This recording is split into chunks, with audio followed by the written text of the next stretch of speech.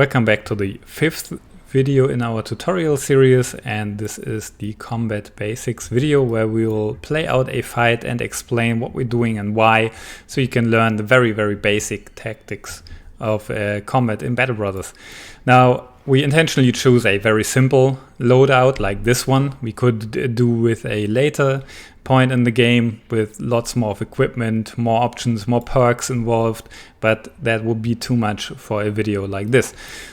Now, let's start off. We have Bertram the Hawk. You can see when you click somewhere to move, you can see the highlighted feet where he is able to go in this turn, where he has enough action points. You can move 4 tiles, and this will also display down here. So the AP will go down and the fatigue that he's accumulating will go up depending on the actions he's taking. So he can also use his ability to shoot. Let's click on that, and you can see the ranged, all tiles that are highlighted can be shot at by him. And also here you can see how many action points he will have left and how much fatigue this will accumulate. Now let's head back over here. I cannot reach these guys, but I want to advance 2 tiles. I can still use the shoot bolt, and that's what I'm gonna do. Gonna move up, gonna select the skill. Now, when hovering over an enemy, you can see the chance to hit, 51%, 51%. This guy has only 46% because he's armed with a small shield that protects him a little bit, so we don't want to shoot him. Let's go for the guy with the spear. Now, maybe I failed to mention it, but all the equipment that the characters are wearing are visible in combat. So each of these characters is using the exact equipment you can see on him. Okay, let's fire at this thug and miss.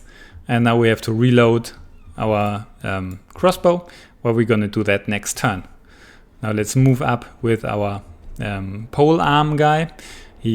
Once you can select the skill, you can see the range of his weapon or his basic attack. Just gonna move up. Quick reminder, when you move up, you can see these are crossed out, so you cannot use them. But when you only move 1 tile, they are still available. And this helps you determine if you can use a skill after moving. So let's move up and the turn. And now we don't want to get those 2 bound up in melee. And that is why we put somebody in front of them, like here. A couple of things to note. This is a height level. Now he's not on the ground floor anymore, but 1 level up. And this gives a couple of perks. So first of all, you can see 1 tile further. You saw that this got expanded, the Fog of War. And he will also gain a to hit bonus on people standing on a lower elevation, and they will get a distraction. They will hit him harder if he's on the top level. So the height levels are also very important in combat, and gaining a height advantage on the enemy is extremely important and can turn the tide of battles. Now, with your first fight, that's what you usually want to do. I mentioned in an earlier video to buy as many shields as possible. Use the shield wall ability. This greatly increases the defensive capabilities, like so. And now he will be pretty safe from enemy attacks. Just gonna move up over here. I can explain one very important concept, and that is the zone of control. As you can see here, once you're trying to move, you can see these red highlighted areas, and that is the zone of control of an enemy. The zone of control is very important. As you move into it, nothing happens, but if you try to move out of it, the character whose zone of control you want to leave gets a free attack of opportunity. So giving the enemy free attacks is always a very bad idea. So once you are bound in combat, you have a big problem. And this is especially a big problem, as you can see here, with Bertram, because he has a ranged weapon that cannot be used in melee. And the other character has him in a zone of control. So what shall he do? He can move out, but then he gets free attacks. So you will always want to try to bind archers in close combat like this, and then you put them in a really tight spot. Now let's move up.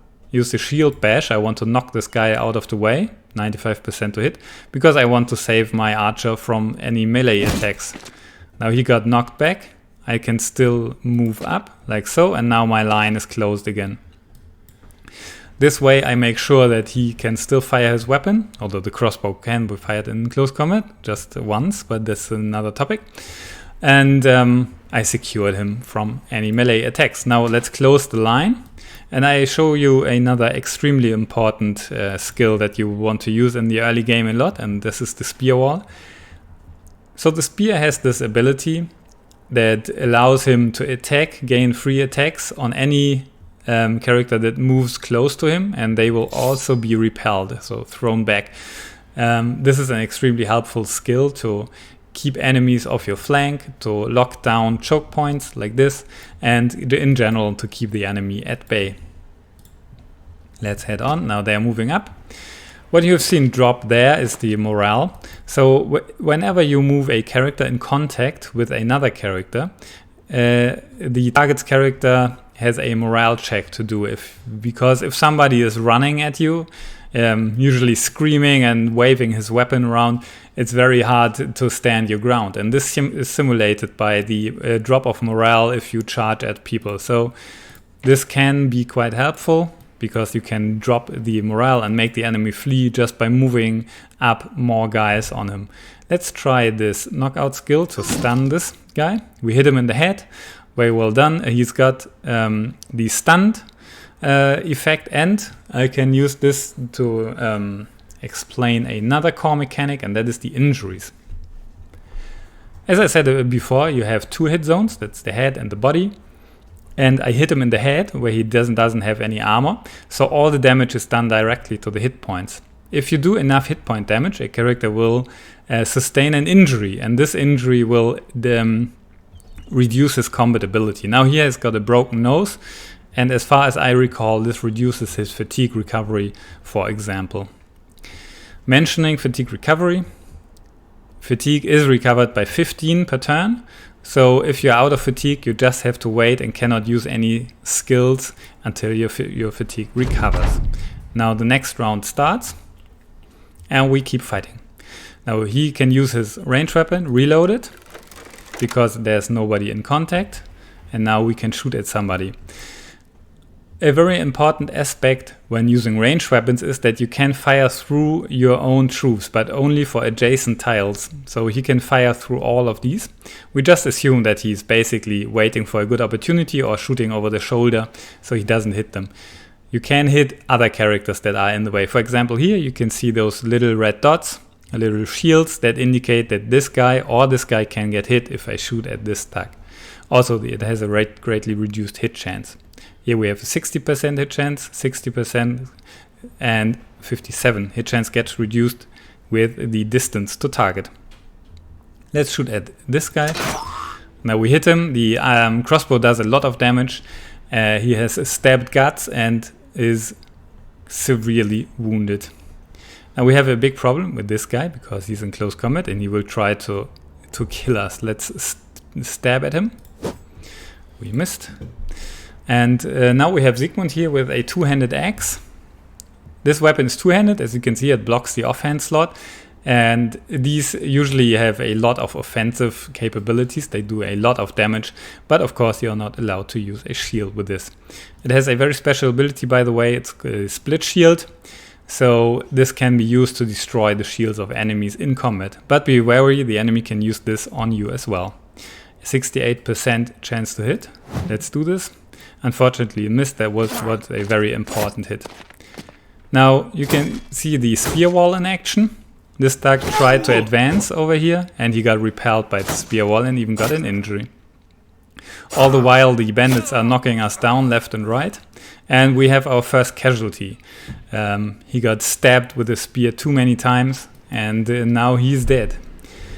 Now we have to retaliate, use the spear, kill this guy and try to injure this. Now they're moving up, trying to grab the high ground. Makes sense. We are still gonna defend our backline, like so. Killed him, move back up.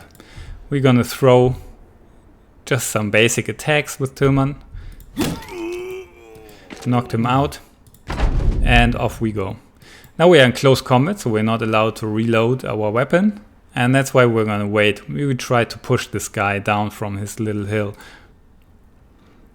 Now Sigmund is here. I can use this to explain another concept of combat, and that is overwhelming. So the more friendly characters you have adjacent to an enemy, the higher your chance to hit gets. So this basically simulates that if you surround somebody, that all of your warriors will have an increased chance to hit this guy. This was a very good hit with a great axe. He has a deep abdominal cut and is very mashed up. You can see in his face that he doesn't want to fight back anymore. Unfortunately, I missed. Oh, and another one goes down. Maybe I underestimated the stack. So our lines are breaking a little bit, but we haven't lost the fight yet. Alva it's his turn, trying to stab the stack. Well done. Club him down, move up. Now they have been broken through our lines, so that's why I will move up here. You can see the morale drop from the move. Just stab him, and I think I'm gonna stay here with Bertram. Now another thing that you can do in combat is get out a weapon, change this weapon in combat. This costs a couple of AP, 4 AP, but now you can use this weapon, is a dagger, and use it in close combat. And miss, of course. Time for the X swing. Nice, well done. Trying to stab, cause an injury on us. Just gonna hit this guy. Now, what you can see here, he got so many hits and the fight is turning against him that he starts to flee. The white flag shows this. So now he's not taking any more offensive actions. He tries to flee and I will get a tax of opportunity. I stun this fighter over here. Maybe I can rout him too if I move up. Unfortunately not. Stab him with a spear. And we win the fight. So now we have only one fleeing enemy left. We can decide if we want to keep fighting and kill him or if we want to cut the fight short. That's what we're going to do here. Like so. And now I talked a lot about injuries that you can see here. For example, he's received a pierced hand injury. And there's also permanent injuries. Now you've seen we've lost 2 guys and I thought they would be done for. But it turns out after you pillage through the battlefield that they're still moving and they can carry on with a heavy injury and can get back on their feet. Here you can see the injury that he suffered is a missing finger. This injury is permanent, so he will not recover from this and will stay for him until the very end. Balduin also received a permanent injury, a broken elbow joint. This is very, very debilitating, and I am not sure if I can keep Balduin in my company because this is basically disabling him as a fighter.